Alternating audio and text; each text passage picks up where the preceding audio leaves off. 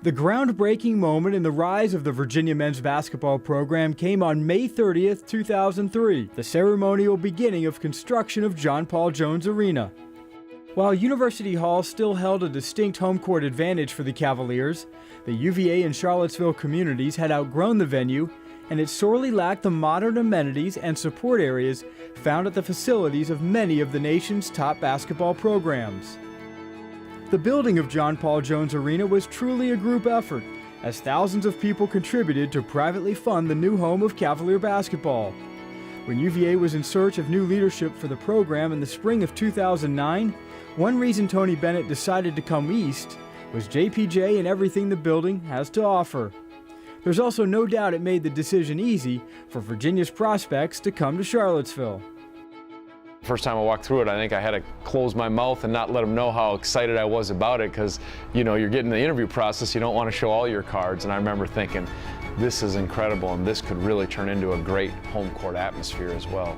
It really is impressive, and I think whoever had the vision back then to build something that would be great for basketball, for entertainment, for all those things, did this university a great service, because it's really made a difference. Even driving up to the gym, to JPJ, I knew it was state-of-the-art. I knew it was, you know, one of the first of its kind in college basketball. I saw how much the school was pouring into and committing to their basketball program, and to really trying to let it flourish. Having our weight room, having the cafeteria, having the practice facility, everything is here at JPJ. It's a distinct advantage that we have over other schools. Bennett brought an identity to Virginia basketball.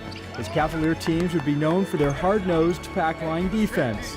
And while the personnel at UVA wouldn't ideally fit the system for several years, the 2009-10 team showed life, winning its first 3 ACC games and downing North Carolina in Chapel Hills. Passes back to Zaglinski, fires off a three-pointer, and he rattles it through from the near corner. Oh, Virginia's feeling it now.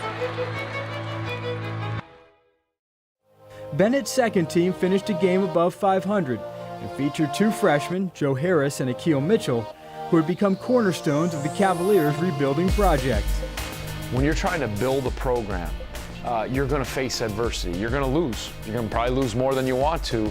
And even when your program's built or you're very successful, you're still going to lose games. You're still going to battle through adversity. It's just the way it goes.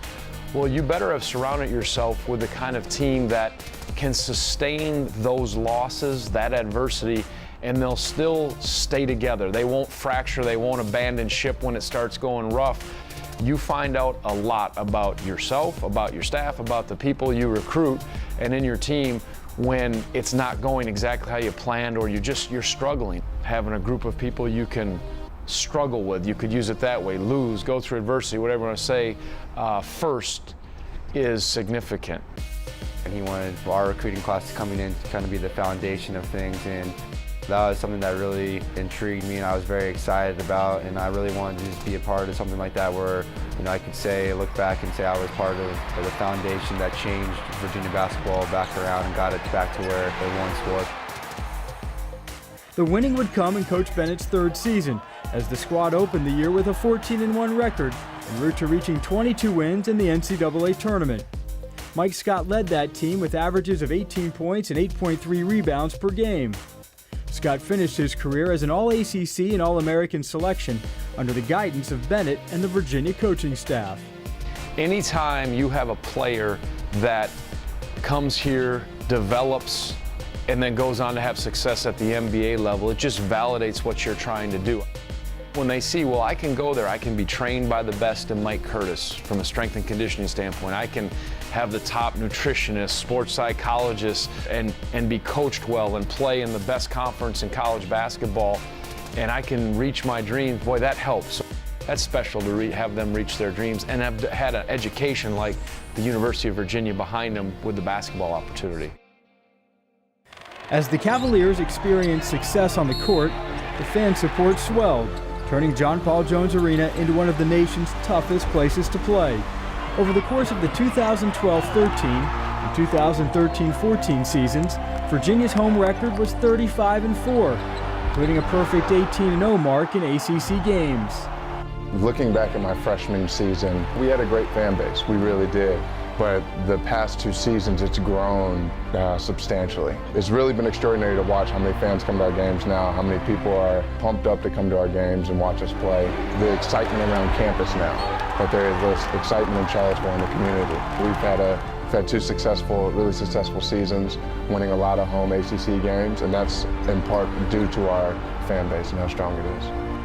After narrowly missing the NCAA tournament in 2012-13, everyone associated with the Virginia men's basketball program had a hand in the Cavaliers' success in 2013-14.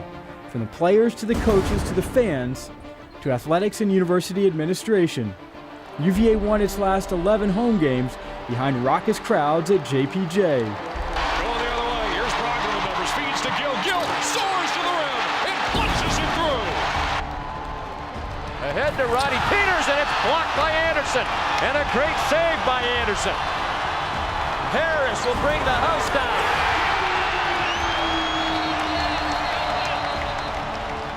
The final home game featuring number 12 Virginia against number 4 Syracuse, playing for the ACC regular season title, perfectly encapsulated the efforts of the first 5 years of the building project. It marked the final home game for seniors Akeel Mitchell and Joe Harris, who pledged to come to grounds to help turn around the fortunes of the program. JPJ was sold out months in advance, and the market for tickets was as hot as the opening game in the building some 88 months earlier. Even Dick Vitale had to see what was happening in Charlottesville. It's got a big game feel here today, doesn't it? Oh, it's all special. Think about what's at stake, though, Dan. You got right now a chance for Virginia to win the ACC outright. Unbelievable. They have not achieved that in over 3 decades. It's a buzzing town that people are absolutely ecstatic. Rebound picked up off the floor and then taken away by Gill. He picks the pocket of by Musakina, and Virginia going the other way. Long pass up to Mitchell, who clutches it through on a beauty of a setup from the freshman London Perez. These people are pandemonium here. Wow. Here's a long 3 from Perez as he delivers the bomb from straight away. Joe Harris fires away from 3, and it's good. Joey Hoops hits his first one of the night, and Virginia leads by 13. You know, I just paused for a second and I said, we're actually going to win the ACC regular season, and how thankful I was seeing Thomas Rogers, our walk-on, 4th year who we had awarded a scholarship, hit a 3-pointer, his first 3-pointer of his whole career, looking at Joe, looking at Akeel, seeing their reaction, the crowd's reaction. And he sent a text and he said, this is one of the greatest weekends of my life. He said, that was incredible. And though Joe didn't score 30 points, he's even scored less this year, he won a conference championship and shared it with his family from Chelan. A bunch of them came with this community who have watched him really grow up. And he shared it with our family, our basketball family, and just to know the kind of person he is, that was a great story. And that was a lot of things I was emotional about, but that was the culmination of it for me. After winning the program's first outright regular season championship since 1981, the Cavaliers captured the ACC tournament title for the first time since 1976. In front of a partisan orange and blue crowd, UVA's victory over Duke cemented the 2013-14 team's place in history as the first Cavalier squad to win both the regular season and tournament championships in the same year. The enthusiastic fan following continued to rally in New York City as the number 1 seeded Cavaliers advanced to the Sweet 16 before falling by 2 to Michigan State.